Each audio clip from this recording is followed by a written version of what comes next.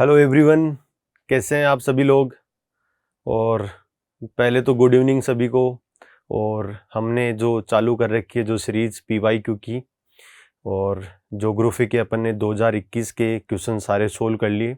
आज से अपन स्टार्ट कर रहे हैं RS प्री 2018 के क्वेश्चन, और ये हैं सेशन नंबर 3। और सेशन नंबर 3 में भी कौन से पोर्शन अपन कवर करेंगे, वर्ल्ड प्लस इंडियन ज्योग्राफी के जो क्वेश्चन आए हुए हैं वो अपन क्या करेंगे, चर्चा करने की आज पूरा प्रयास करेंगे और उनको अच्छे से करते हैं। ठीक है, तो बिना किसी देरी के अपन स्टार्ट करते हैं क्वेश्चन नंबर 1। और क्वेश्चन नंबर 1 क्या है कि सूची 1 को सूची 2 से क्या करना है, आपको सुमिलित करना है और सही उत्तर का क्या करना है, आपको चयन करना है। इसमें आपको क्या दे रखी है, सूची 1 दे रखी है, सूची 2 दे रखी है। सूची 1 में क्या दे रखा है, पर्वतों के शिखर दे रखे हैं, और सूची 2 में क्या दे रखा है, स्थिति दे रखी है। स्थिति मतलब देशों के नाम या कौन से कॉन्टिनेंट वगैरह में स्थित है। ठीक है, तो देखो सबसे पहले अपन देखें अपन तो एल्ब्रूस पर्वत। तो एल्ब्रूस मुझे बताओ कौन से पर्वत की सबसे ऊंची चोटी है। तो जो एल्ब्रूस है वो कौन से पर्वत की सबसे ऊंची चोटी है, कोकेसस की। ठीक है, कोकेसस कहाँ स्थित है बताओ मुझे, यूरोप और एशिया के कहाँ पे, मतलब इंटरसेक्ट करता है, मतलब एक इंटरसेक्शन पॉइंट पे ये क्या है, स्थित है। ठीक है, और जो इसकी जो चोटी है, काकेसस पर्वत की जो चोटी है एल्ब्रूस, वो कौन से देश में स्थित है, रूस में। कहाँ पे, रशिया में स्थित है। तो देखो एल्ब्रूस में क्या हो जाएगा, रूस हो जाएगा। ठीक है, अच्छा और मुझे बताओ जो ये एल्ब्रूस चोटी है ये कौन सी जो ज्वालामुखी है, आपको पता ही होगा। ठीक है, अपने 3 प्रकार की मेनली जो ज्वालामुखी होती है, एक जो एक्टिव होता है, एक डोरमेंट होता है और डेड होता है। तो ये कौन से प्रकार की ज्वालामुखी में आता है, सुप्त, या जिसको क्या बोलते हैं अपन, डोरमेंट। ठीक है, डोरमेंट वोल्केनिक पीक मेनली। अब देखो अपन किसकी बात करते हैं, किलिमंजारो पर्वत की बात करते हैं। तो किलिमंजारो कहाँ पे स्थित है मुझे ये बताओ, अफ्रीका में। तो अफ्रीका की सबसे ऊंची चोटी है कि नहीं है बताओ, ये अफ्रीका की क्या है, सबसे हाईएस्ट पीक है ये। ठीक है, और कौन से देश में स्थित है ये, अपने तंजानिया में स्थित है। और इसकी हाइट है वो कितनी है, 5895 मीटर। ठीक है, तो किलिमंजारो में क्या हो जाएगा, किलिमंजारो कहाँ स्थित है, अपना तंजानिया में।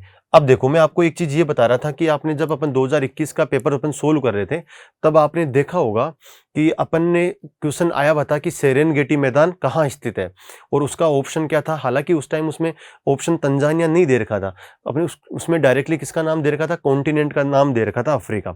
लेकिन आप देख रहे हैं कि तंजानिया से पहले भी क्वेश्चन आया, अभी भी क्वेश्चन आया। तो ये क्या होती है कि कुछ ऐसे साइट्स होती है जो एग्जाम पैटर्न की, जहां से क्या करता है, एग्जामिनर लगातार क्वेश्चन फ्रेम करता है।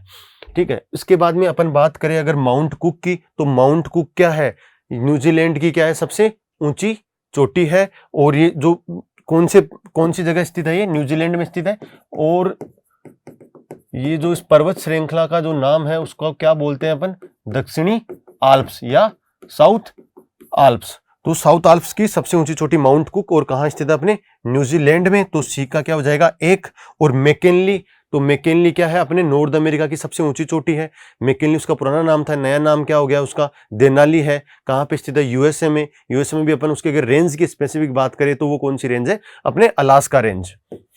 ठीक है, अलास्का रेंज। अब इस प्रकार आपको पता लग गया, छोटी छोटी मोटी डिटेल्स मैंने इसके आसपास की ओर मैंने बता दी। अब आप ऑप्शन मैच कर लो आप।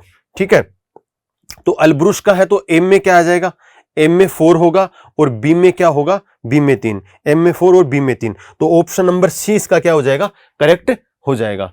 अब देखो अपन क्या करते हैं, अगले वाले क्वेश्चन पे चलते हैं। तो ये क्वेश्चन नंबर 2, जैव विविधता मापने के लिए गणित के सूचकांकों में से कौन सा एक स्थानीय स्तर पर किसी समुदाय या आवासीय क्षेत्र में माध्य प्रजाति विविधता को दर्शाता है। इसका आंसर मैं बताऊं तो इसका आंसर क्या होगा, अल्फा सूचकांक होगा। वो किस प्रकार होगा, अपन थोड़ा समझते हैं कि ये जो मेनली सूचकांक है ना, वो कितने प्रकार के हैं, 3 प्रकार के सूचकांक होते हैं एक्चुअली। तो जो अपना पहला जो सूचकांक जो अपने क्वेश्चन में दे रखा है उसका क्या नाम है, अल्फा सूचकांक। क्या नाम है उसका, क्या नाम है, अल्फा सूचकांक। ठीक है, अब देखो अल्फा सूचकांक बेसिकली होता क्या है कि सपोज करो कोई भी एरिया है, कोई भी स्पेसिफिक क्या है, कोई भी स्पेसिफिक एरिया है, तो उस एरिया में जो बायोडाइवर्सिटी है, क्या है, बायोडाइवर्सिटी है किसी पॉइंट ऑफ द टाइम, उसी को क्या बोल देते हैं अपन, अल्फा सूचकांक बोल देते हैं या अल्फा बायोडाइवर्सिटी बोल देते हैं। इसके बाद में अपन बात करें अगर बीटा सूचकांक की, तो बेसिकली क्या होता है कि अपने कुछ पर्यावरणीय, कुछ और भौगोलिक कारण होते हैं, कुछ कारक होते हैं। तो कारक कौन कौन से होते हैं, अगर देखें तो अपन कुछ ज्योग्राफिकल और कुछ इन्वायरमेंटल। तो भौगोलिक प्लस क्या होते हैं, पर्यावरणीय। ये कारक वहां की जो जैव विविधता है, वहां के जो स्थानीय कम्युनिटी है, उसको किस प्रकार इफेक्ट कर रहे हैं, वहां का जो क्या है स्थानीय समुदाय, उसको किस प्रकार अफेक्ट कर रहे हैं। और इससे अगर कुछ डिस्प्लेसमेंट हो रहा है, इससे कुछ क्या हो रहा है, अगर डिस्प्लेसमेंट हो रहा है, तो वो किसमें सम्मिलित होगा, बीटा सूचकांक में। अब आगे बात करते हैं अपन किसकी, गामा सूचकांक की।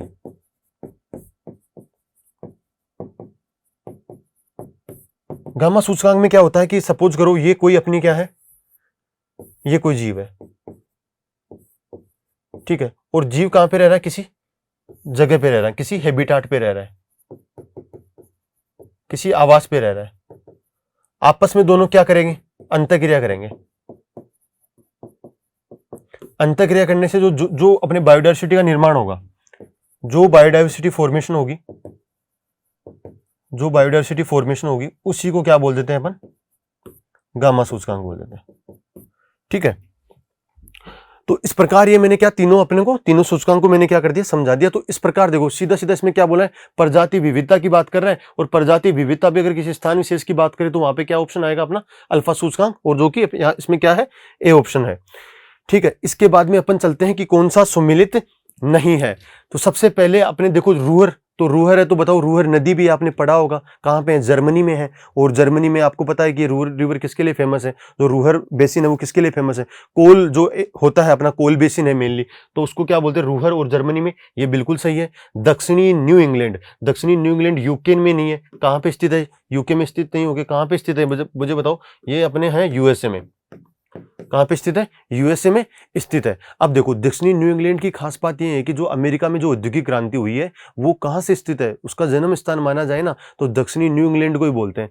दक्षिणी न्यू इंग्लैंड को क्यों बोलते हैं कि वहां पे जो ऐसे कैपिटल और ऐसे कुछ संसाधन अवेलेबल थे कि जिसकी वजह से कहां से जन्म हुआ उसका, अपने न्यू इंग्लैंड क्षेत्र से जन्म हुआ। और वहां पे देखो एक कोई स्पेसिफिक कोई इंडस्ट्री नहीं हो के सभी प्रकार की इंडस्ट्रियों का अमालगमेशन है वहां पे, मतलब सभी प्रकार की इंडस्ट्रियां वहां पे पाई जाएगी, चाहे मेटलर्जिकल हो, फार्मास्यूटिकल हो, कोल वाली, आयरन वाली, स्टील, जो भी है छोटी मोटी इंडस्ट्रियां, सभी प्रकार की इंडस्ट्रियां आपको कहां पे मिलेगी, इस रीजन में मिलेगी। इसके बाद में देखिए आप पो घाटी कहां पे, इटली में, आपको पता है ये नॉर्दर्न इटली जगह है, वहां पे कौन सी है, पो घाटी है। ठीक है, और पो रिवर भी बहती है। ठीक है, अब इसके बाद में देखो क्वांटो मैदान, तो क्वांटो मैदान कहां पे स्थित है, जापान में स्थित है, बिल्कुल सही बात है। और जापान में भी अगर आप आइसलैंड की बात करेंगे तो कौन सा आइलैंड है, उसका क्या नाम है, तो होन्शु। यहाँ पे भी लगभग सभी प्रकार को जो क्वांटो वाला मैदान है वहां पे भी सभी प्रकार का एग्रीकल्चरली ठीक ठाक है ये, तो वहां पे क्या मेनली, और ये पो घाटी वाला एरिया ये भी क्या एग्रीकल्चर डेवलप है, यहाँ पे भी एग्रीकल्चर इंडस्ट्री भी पाई जाती है। तो क्वांटो मैदान में भी छोटी मोटी इंडस्ट्रियां, सभी प्रकार की इंडस्ट्रियां पाई जाती है। अब देखिए आगे, तो अपना अगले क्वेश्चन की चर्चा करते हैं। तो अगला क्वेश्चन क्या बोल रहा है, सूची 1 को किससे, सूची 2 से सम्मिलित करना था, सही उत्तर का चयन करते हुए अपन को बताना है। सूची 1 में क्या दे रखी है, नहर दे रखी है, और सूची 2 में क्या दे रखा है, कहां से कौन से स्थान को कहां से जोड़ती है। तो सबसे पहले अपन कील नहर की बात करते हैं। तो कील नहर किस किस को जोड़ती है, अपने नॉर्थ सागर और बाल्टिक सागर को जोड़ती है। तो इसमें देखो नॉर्थ सी ऑप्शन में नहीं है, लेकिन ये एल्ब ज्वारमुख जो एस्चुरी है वो उसी के पास में, उसकी बात कर रहा है। तो अपने ए में क्या हो जाएगा, 2 हो जाएगा।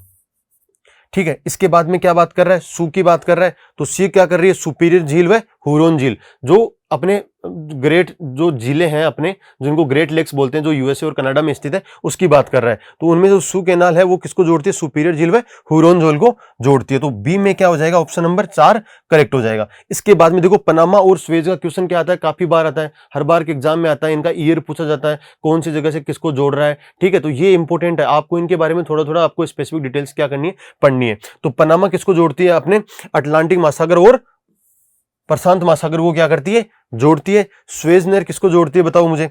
स्वेज नहर जोड़ती है मुझे भूमध्य सागर व लाल सागर का। ठीक है ना, मेडिटेरियन सी और रेड सी को क्या करती है, ये जोड़ती है। तो इस प्रकार आप ऑप्शन में देख लीजिए, एम में क्या होगा, एम में 2 है, तो अच्छा ये हो गया, मतलब फिर तो ऑप्शन नंबर ए क्या हो गया, करेक्ट हो गया। ठीक है, तो आगे चलते हैं अपन क्वेश्चन नंबर 5 पे, जो कि अब अपन 4 क्वेश्चन 2018 में किससे आए थे, वर्ल्ड ज्योग्राफी से आए थे। और किसकी बात करें अपन, इंडियन ज्योग्राफी क्वेश्चन पे चल रहे हैं अपन। तो निम्नलिखित में कौन सी पर्वतीय चोटी पूर्वी घाट में अवस्थित नहीं है। अब आपको पता है कि अपने क्या है, इस तरफ क्या है, अपने पूर्वी घाट है, और इस तरफ क्या है, अपने पश्चिमी घाट है इंडिया में। अब देखो अपन एक एक चीज डिस्कस कर लेते हैं। गलीकोंडा, तो गलीकोंडा जो जगह है वो पूर्वी घाट में स्थित है एक्चुअली, और जो उसका जो अपना स्टेट की बात करें तो वो कहां पे स्थित है, आंध्र प्रदेश में स्थित है। सलहेर में बताता हूं एक बार आपको। सिंगराम जो गड्ढा है, सिंगराम गड्ढा है वो कहां पे स्थित है आपका, ये है स्थित अपना उड़ीसा में। कहां पे स्थित है, उड़ीसा में। और मर्दुला कुंडा कहां पे स्थित है आपका, ये भी कहां पे स्थित है, आंध्र प्रदेश में। ठीक है, और जो सलहेर है, सलहेर एक्चुअली कहां पे स्थित है, अपने महाराष्ट्र में स्थित है। कहां पे स्थित है, महाराष्ट्र में स्थित है। प्लस ये किसका पार्ट है, वेस्टर्न घाट का पार्ट है। ठीक है, और अपना क्वेश्चन क्या पूछ रहा है ये, कि पूर्वी घाट में अवस्थित नहीं है। तो देखो आंध्रा, उड़ीसा और आंध्र प्रदेश, ये तीनों कहां पे कवर हो रहा है, पूर्वी घाट में कवर हो रहा है। सलहेर कहां है, महाराष्ट्र में, इस वजह से कहां पे कवर नहीं हो रहा है, ये अपने पूर्वी घाट में कवर नहीं हो रहा। और मुझे ये बताओ, पूर्वी घाट की सबसे ऊंची चोटी कौन सी है, कौन सी है, महेंद्रगिरी है ना। कितनी हाइट है उसकी, 1501 मीटर। ठीक है, तो इसका जो ऑप्शन हो जाएगा कौन सा करेक्ट होगा, बी ऑप्शन क्या हो जाएगा इसका, करेक्ट हो जाएगा। चलते हैं अगले क्वेश्चन पे। ये देखो एग्रीकल्चर का क्वेश्चन है थोड़ा सा। तो देखो आपको ये अपना क्या होता है, स्थानांतरित कृषि का क्वेश्चन पूछ रखा है। सबसे पहले तो अपन ये जान लेते हैं कि स्थानांतरण कृषि क्या होती है। तो मेनली ये ट्राइब्स के द्वारा किया जाता है। इसमें ये होता है कि वो किसी भी रीजन में अगर रह रही है तो वो करती क्या है कि मतलब कुछ दिनों के लिए कोई किसी फॉरेस्ट एरिया में रहती है तो उसको काटती है, तो काटने के बाद में उसको जलाती है वहां पे। तो जलाने के बाद में जो राख होती है उसको उसके लैंड में क्या करती है, वो एक खाद के रूप में बिखेरती है। तो उसके बाद में क्या होता है, वहां पे प्रोडक्टिविटी उसकी लैंड की इंक्रीज हो जाती है। फिर क्या करती है, वहां पे वो क्रॉप करती है। मेनली क्या करती है, मोनोकल्चर बोला जाता है, तो मोनोक्रॉपिंग वो ज्यादा करती है। तो इसकी वजह से क्या होता है कि लैंड क्या हो जाता है वहां पे, फिर थोड़े दिन बाद में बंजर हो जाता है। इसके बाद में होता क्या है कि वो अगर लैंड बंजर हो गई तो उसके बाद में वो दूसरी जगह ट्रांसफर कर दी जाती है। तो ये सेम केसेस, तो इसका वर्ल्ड ज्योग्राफी से रिलेटेड क्वेश्चन भी आता है और इंडियन ज्योग्राफी से रिलेटेड भी क्वेश्चन आता है कि वर्ल्ड ज्योग्राफी में मिल्पा कहां बोलता है, लद्दाख कहां बोला जाता है, रोका कहां पाया जाता है, रे कहां बोला जाता है। तो ये सब चीजें किसकी आती है, वर्ल्ड ज्योग्राफी से आता है। इंडियन ज्योग्राफी में भी अपने डिफरेंट स्टेट्स में स्थानांतरित कृषि को क्या बोलते हैं, इसको इंग्लिश में शिफ्टिंग कल्टीवेशन भी बोलते हैं। तो डिफरेंट नामों से क्या हो जाता है, जाना जाता है। तो सबसे पहले अगर अपन बात करें पोंडू, तो पोंडू कहां पे है, सही बात है, पोंडू कहां पे बोला जाता है अपन को, उड़ीसा में बोला जाता है। मासा, मासा क्या होता है, हिमाचल प्रदेश में नहीं बोल के उसको किसमें बोला जाता है, मध्य प्रदेश में। मासा जो स्थानांतरित कृषि होती है वो कहां पे की जाती है, मध्य प्रदेश में की जाती है। पूनम कहां पे है, केरल सही है। जूम कहां होता है, अपने जो नॉर्थ ईस्ट स्टेट्स है, तो इसमें अगर असम दे रखा तो ये भी सही है। तो जो इसका सुमेलित नहीं है, तो उसका कौन सा सुमेलित नहीं है, ऑप्शन नंबर बी क्या है, सुमेलित नहीं है।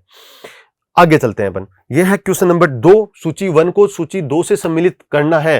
तो सूची 1 में क्या दे रखा है, भारत में संरक्षित क्षेत्र और संख्या वर्ष 2018 के अनुसार। अब देखो ये जब ऐसे क्वेश्चन आते हैं तो ये 2018 का क्वेश्चन है, तो ये अभी रिलेवेंट नहीं है। रिलेवेंट क्यों नहीं है, कि जो डाटा है वो क्या होते रहते हैं, चेंज होते रहते हैं। ये क्वेश्चन किससे पूछा जाता है, राजस्थान ज्योग्राफी में पूछा जाता है कि कितने कम्युनिटी रिजर्व है, कितने नेशनल पार्क हो गए हैं, कितने अपने वन्य जीव अभ्यारण्य है। ये सब चीजें राजस्थान ज्योग्राफी में भी क्या हो सकती है, पूछी जा सकती है। ये क्वेश्चन किसका है, अपने इंडियन ज्योग्राफी क्वेश्चन है। तो हर साल क्या होते हैं, अपडेटेड होते रहते हैं। अब अपन को कहां से अपडेट करना है, तो ये कोई गवर्नमेंट वेबसाइट हो गया, जो फॉरेस्ट डिपार्टमेंट की वेबसाइट होती है, वहां से क्या होना चाहिए, अपन को जब अपन एग्जाम देने जा रहे हैं उससे पहले क्या करना चाहिए, अपन को अपडेट करना चाहिए। तो मैं उसके अकॉर्डिंग 2018 के अनुसार एक क्वेश्चन पूछा, तो उसके अनुसार मैं बता देता हूं। अगर मुझे करना होगा क्वेश्चन, तो वन्य जीव अभ्यारण्य सबसे ज्यादा होते हैं, तो मैं क्या करूंगा, डी में क्या करूंगा, मैं 3 करूंगा। ठीक है, और राष्ट्रीय पार्क लगभग 103 के आसपास थे, तो 103। अगर आप देखो, अगर वन्य जीव अभ्यारण्य आप इतनी भी लगाते हो कि वन्य जीव अभ्यारण्य सबसे ज्यादा हो सकते हैं, तो डी में देखो कौन सा ऑप्शन है, 3। और आप देखोगे कि केवल एक ही ऐसा ऑप्शन है जहां पे डी में 3 दे रखा है, और वो ऑप्शन नंबर क्या है, ए है। तो इस प्रकार क्या हो जाएगा, तो अपने जो सामुदायिक रिजर्व है वो 46 हो जाएंगे, और जो कंजर्वेशन रिजर्व है वो कितने हो जाएंगे, 76। तो इस प्रकार ऑप्शन नंबर क्या होगा, ए करेक्ट होगा। ठीक है, तो इस प्रकार ये अपन ने क्या डिस्कस किया, 2018 के पेपर का डिस्कस किया। इसमें अपन ने वर्ल्ड ज्योग्राफी और इंडियन ज्योग्राफी क्वेश्चन करेंगे किए हैं, और इसके बाद में अपन किसकी चर्चा करेंगे, अपन सेशन नंबर 4 होगा, जिसमें 2018 के जो प्रीलिम्स पेपर हुआ था आरएस का, उसके राजस्थान ज्योग्राफी के जो क्वेश्चन आए हैं उन पे अपन क्या करेंगे, डिटेल्ड चर्चा करेंगे।